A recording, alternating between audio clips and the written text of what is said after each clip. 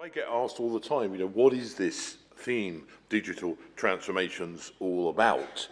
And I thought that a very good way of taking this forward would be to invite members of our theme advisory group and some people from the AHRC who are connected maybe with some of the other themes to take forward and illustrate their interpretations of this theme. So we're going to have a very quick fire session in which I've asked half a dozen people to select a digital object, a web page, a screenshot, an image, something that to them seems to sum up the idea of digital transformations.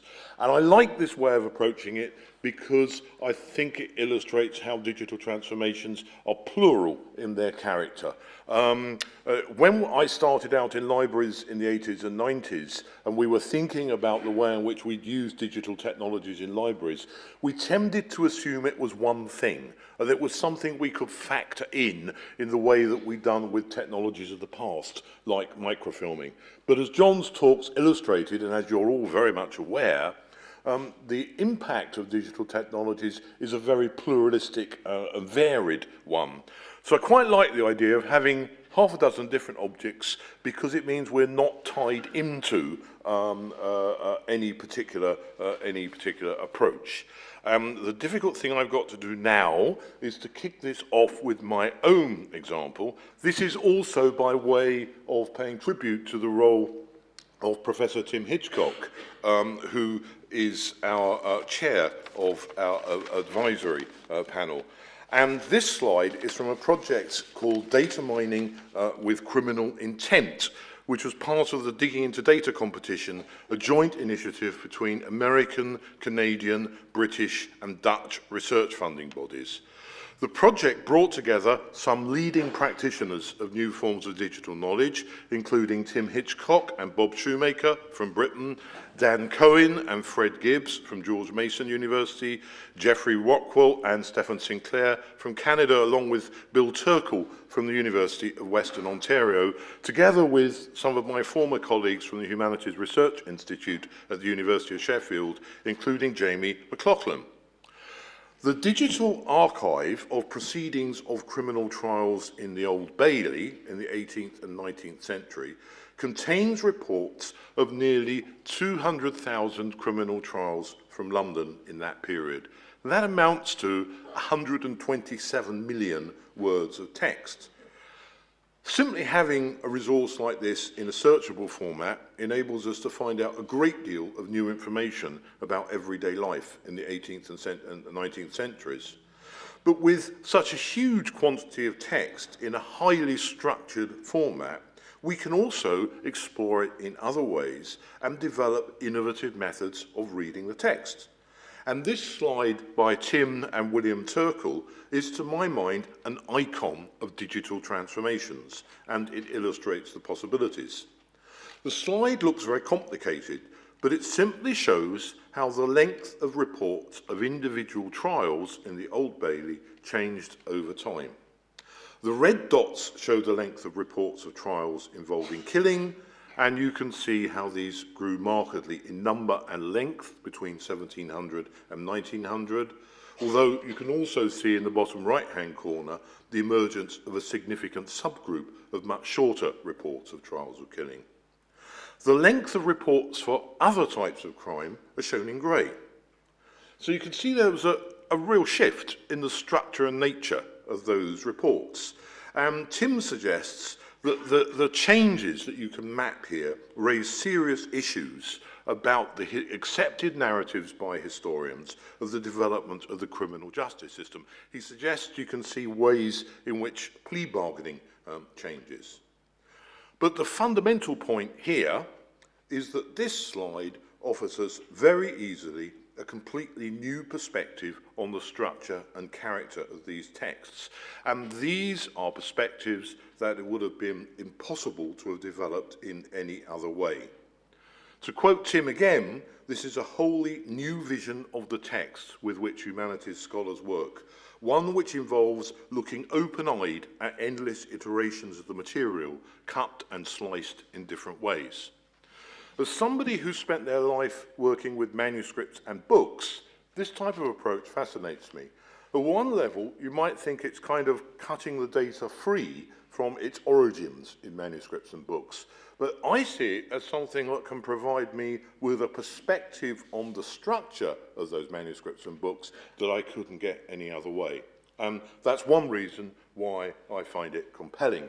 So that's my choice of digital objects, which summarizes the idea of digital transformation. And I will pass over to the next member of my quickfire session, who has been very important in developing work on this theme, particularly through an innovative early exploratory project. And I'm pleased that he's here with us today. Professor David Gauntlett is Professor of Media and Communications and co-director of the Communications and Media Research Institute at the University of Westminster. So I will hand over to David next. Thank you very much, Andrew. I've only got 3 minutes. I've been asked to choose something that encapsulates the idea of digital transformations. I maybe took the sort of capsule bit a bit too seriously. Here's mine. If you can't see that, there's a bigger one. This brick is that exact brick that's shown in that photograph. No, of course it's not. There's about 50 billion of them in the world, and they're all exactly the same, and they all fit together, which is part of what I want to talk about.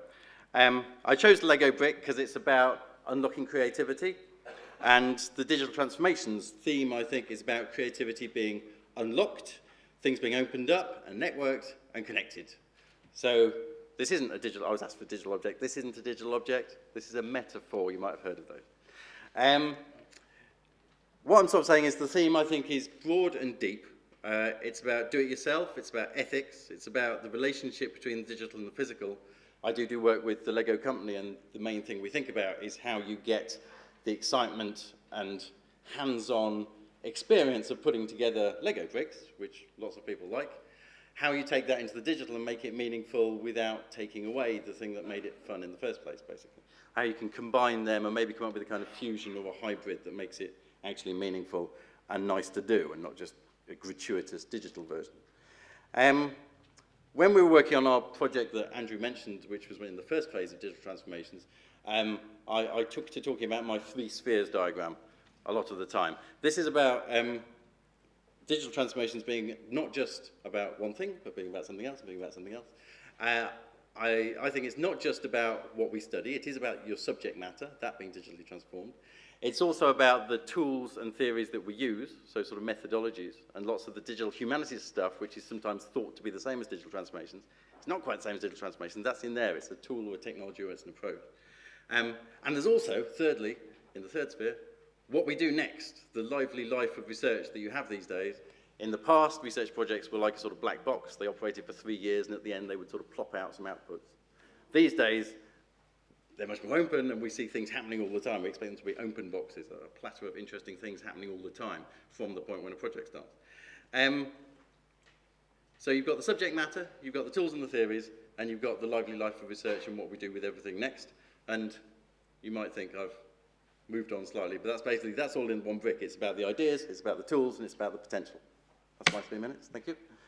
Thank you very much, David. That's great.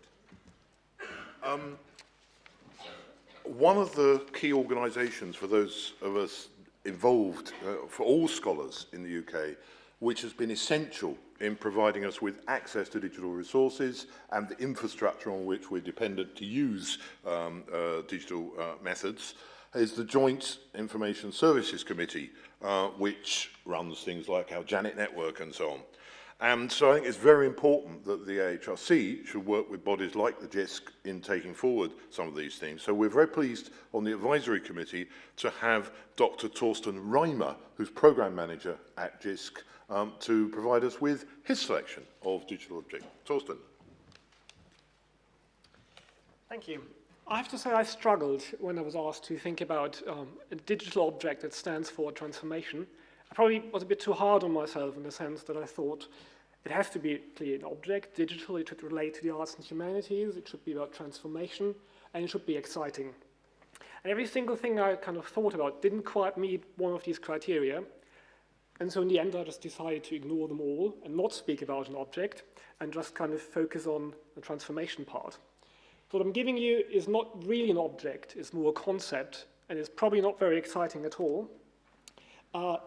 May I present the angle bracket? In fact, there are two of them, and a little bit more, because what I want to talk about is how we can take something very, very simple and build it together in an exciting way to build something much, much larger. So what I'm talking about is the tag, and that's something that actually is very exciting to a few sad creatures like myself, like people who think about metadata, classifying information, linking information.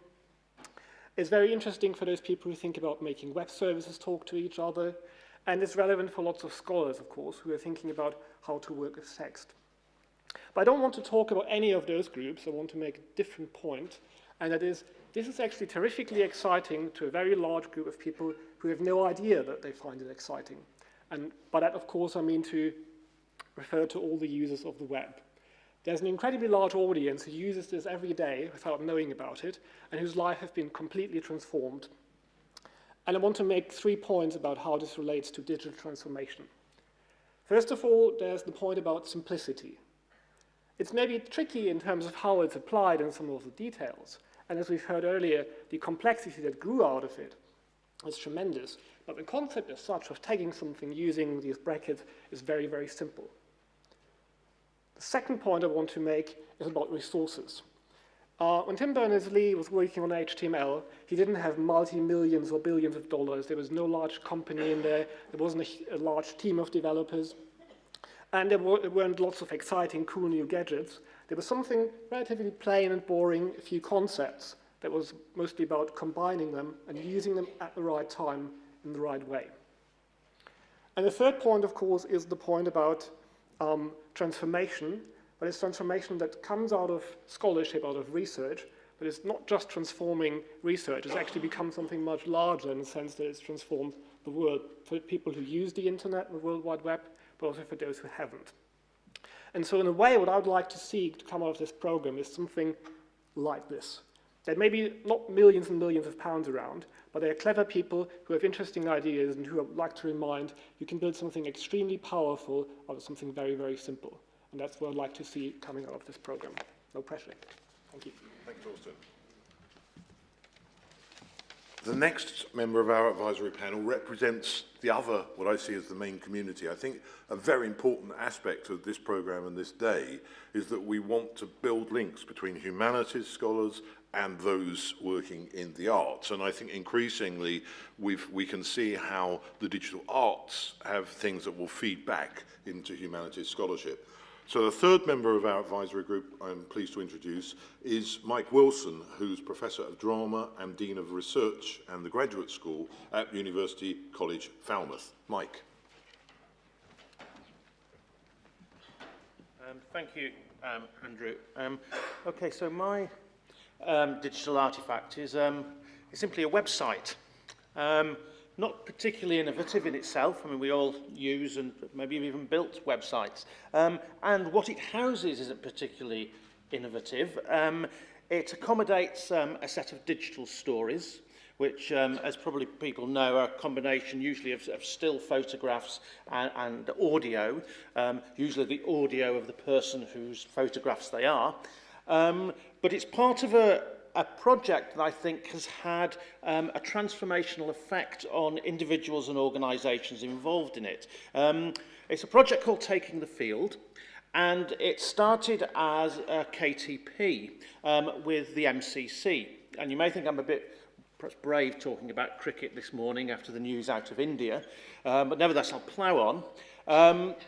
And specifically with the Lord's Museum, and if anybody knows the Lord's Museum, it has a lot of bats and balls, and you can see Don Bradman's baggy green, you can see the ball that Jim Laker used to take his 19 wickets, and so on. What wasn't represented very much in the Lord's Museum was there were no digital artefacts, and a very poor representation of grassroots cricket, local cricket clubs, which, as many people may know, is a huge part of the cricket scene. And yet the MCC has a responsibility for the governance of the game. It wasn't very good at working with the local clubs in the UK, because it has a perception, perhaps, that the MCC is a rather hierarchical organisation and a rather traditional organisation. So we started working with them to try and create some digital stories by working with local cricket clubs. And what you've got on this site is a whole bank of digital stories where local cricket clubs, people in local cricket clubs have got together, they've ransacked their attics, found photographs going back 50, 60 or more years, archives of their local cricket activity. They've started putting them into digital stories and housing them on the website, a specially created website. And if you go in the Lord's Museum now, some of these will be available not only on computer screens, but also in the small cinema that's in the museum. It's had a transformational effect in the sense that the Lord's Museum itself has suddenly found a way that it can start engaging with its local cricket clubs in ways that it hadn't done before. And it started to question the way that it has always perceived cricket heritage, that it isn't just about the famous players, about the famous matches and so forth, but it is much more about the grassroots game, and also that material that people house in their attics, in their local clubs, is a window onto the social history of communities. It's also provided a link to the MCC's social, international obligations. It had been doing some work using cricket in post-tsunami Sri Lanka as a way of rebuilding communities, and the Sri Lanka part of this project has been a very important part in gathering the stories, the oral histories from those communities as well. So it's had a transformational effect. It's not about flashy technology, it's about everyday technology. It's not about innovative practice, it's simply about storytelling, digital storytelling. My relationship to technology is a bit like motoring in a way. Amongst my peer group, I was never an early adopter. I grew up in a family without a car. I didn't learn to drive until I was in my mid-20s. As soon as I did learn to drive, I found it not only very expensive, but also incredibly liberating. Today I do a lot of, I'm a very keen driver, but even now I drive a Skoda. I don't drive a particularly flashy car or anything like that. All it does is has central locking and windscreens that go up and down, but that's about it. It's a basic model. But I go to some really interesting places in it. And that's the point that I wanted to make about digital transformations, that it's not simply about the latest technology. Sometimes it's about whatever is available, what is out there, but it's about going to really, really interesting places. Thank you. Thanks very much, Mike. That's great. Sorry. We'll take applause at the end because we're getting a bit... one of the things I thought when we were putting this session together is that it would be very nice to have some members of the AHRC team contributing to it. I think one of the great pleasures for me in doing this work with the theme has been to get to know people from the AHRC better, and they tend to appear as names at the bottom of grant calls and things like that, and I think it's nice to be able to put a face to some of those names. So for our next quickfire contributor is Dr. Pamela Mason, who's the Strategy and Development Manager in the AHRC for the Creative and Performing Arts team. Pam. Okay, so I've actually chosen a physical object, and this is an object that doesn't really do very much, and it's actually not very transformative either, but it made me think about what it represents, really. And it's my son's toy iPhone. I haven't got it with me because he would have been very unhappy if I'd taken it. So there's a picture. So what I think this represents is not only the ubiquity of digital technologies, but also of what transformative really means for future generations. In the next sort of 10, 20, 30 or more years, a lot of what we do now and a lot of what we're going to be showing today is going to be quite mainstream.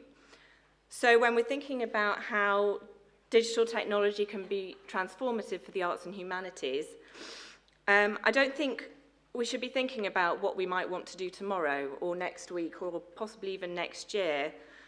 We need to be thinking about what the next generation might want to do, and beyond that. And I think that's where the transformative nature of digital technologies really comes into its own. It's thinking long term, what's this going to do? How is this going to change our future?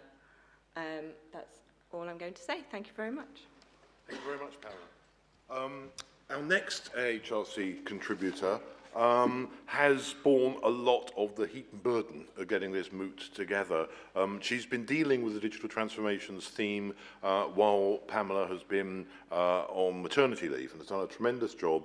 And we're very sad, although we're delighted to work with Pamela as well. We wish we could work with both of them. We're very sad that Christie's moving on to do other things after this move. Christie is the Strategy Development Manager for the History and Thought team at the AHRC, so I'm very pleased to welcome as our next AHRC contributor, Christie Walker. Thank you very much. Thank you, Andrew. I hope you can see me over this. I've been told by David that I'm actually cheating a bit with my digital object, and that's simply because it's something you're going to see later on today, and I do hope you all will join us later on today for Imogen Heap's performance using the gloves. I would have chosen this object even if Imogen couldn't join us this afternoon, simply because I have been a fan of Imogen's for a few years, but also because every time I've heard about these gloves, it makes me think digital transformations. In fact, to me, it screams digital transformations. I won't scream at you, though, I promise. It's not just about the technology. It's technology that she can use to help create her music, to control the music when she's performing. It is very transformative in that way, but What's really interesting to me is the kind of collaboration that's gone into making these gloves, and that's part of the transformation to me. She's a musician, but she's working with a team of people who will also be with her on the stage later this afternoon from different disciplines to create something that's really changing the way that she can perform her music, and not just her, but also to open it up to other musicians. I think the way they describe it on the Imogen Heap website is think Minority Report for musicians and performers, something along those lines. So as you can see, we've got the gloves, we've got other pieces of kit that she's actually wearing on her body, and they've worked very closely together to develop this so that she can change the way that she performs. And that's my digital object, and I hope you will join us this afternoon for her performance. Thank you. Thank you very much, Christie. I think it's one of the highlights, so do please try and join us. Final contributor to our quickfire session. The AHRC has a number of strategic themes, as well as digital transformations. I won't go into them all here, as in some of the literature that's around, and has appointed research fellows in each of those themes. So I thought we ought to have one of the research fellows from one of the other themes contributing. I'm very pleased that we're joined today by Professor Charles Forsdick, who's the James Barrow Professor of French at the University of Liverpool, and who is the AHRC Theme Leader Fellow for the Translating Cultures theme. So to bring up the rear, I'll hand over to Charles. Charles. Thank you very much, Andrew. Andrew and I were appointed to these theme leadership roles a couple of months ago, and one of the most exciting parts of the job for me so far has been talking to the other fellows, particularly collaborating with Andrew, discussing possibilities for overlap and collaboration between the themes. And clearly with digital transformations and translating cultures, thinking about the digital sphere and the role of language and the place of translation, there's a lot of work to be done. And if anybody'd like to speak to me during the day about continuing to bridge that gap, I'd be delighted to have a conversation. My digital object is a cholera time map of the 19th century Caribbean. And I wanted to make 4 very brief points about that. First point is about disciplinary context. This, in miniature, represents the transformation of Caribbean studies and colonial history through engagement with the digital sphere. A large-scale illustration of that is the Digital Library of the Caribbean, which is a collaborative, cooperative digital library for resources about and on the Caribbean. It contains 1.3 million pages of content now. It's involved in digitisation training of colleagues in the Caribbean. It's been involved since the earthquake in Haiti in protection of the Haitian patrimony. It's just about to launch a large digital exhibit called Haiti, an Island Luminous. What I want to talk about here is more modest, but for me is exemplary of the potential impact of digital engagement in the field in which I work. It's produced by a set of colleagues at Duke University in North Carolina who are part of the Haiti Lab, where I had the privilege of spending some time last year. The Haiti Lab brings together students, scholars, and practitioners in the field of Haitian studies, and for me, reveals the potential of collaborative discovery models of research labs. And one thing that I'd like to see in working with the AHRC is the development of more humanities laboratories in the UK. The object that you see here was an immediate response to the outbreak of cholera in Haiti following the 2010 earthquake, led by two colleagues at Duke, Professors Laurent Dubois and Deborah Jensen. What they've tried to do is to engage with reports in the press in 2010 which said that there had not previously been cases of cholera in Haiti, to engage with those reports and to think about the reasons for that. They tracked reports of cholera outbreaks, particularly in the press, but also in correspondence, and created this particular artefact, which is interactive in that by dragging along the timescale, you can reveal particular outbreaks at particular moments. What emerged from this in terms of research findings is that Haiti is indeed notably absent from 19th century cholera outbreaks, even when the disease was raging in surrounding areas. And this has led to discussion about the conditions associated with slavery and military control, which were precisely absent in Haiti following independence in 1804, but still prevalent in the rest of the Caribbean.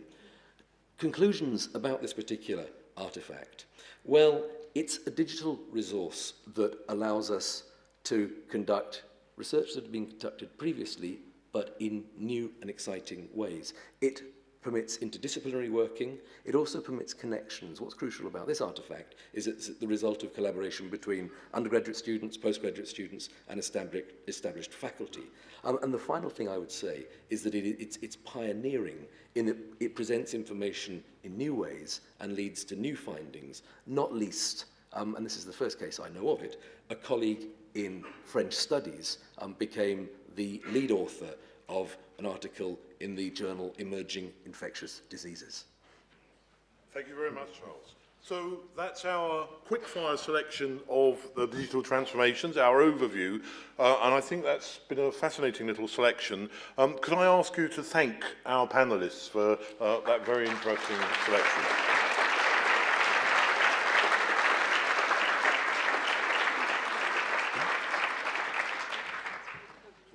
Before we finish, it's the last time we'll all be gathered together. I ought quickly just to acknowledge some of the contributions that have been made, and we'd really like to thank all the speakers, the performers and the contributors, and particularly the Digital Transformations Advisory Group, chaired by Tim Hitchcock, who've made a tremendous contribution to this. Also to thank our event amplifier. This was a new profession on me, but an interesting one, Kirsty Pitkin.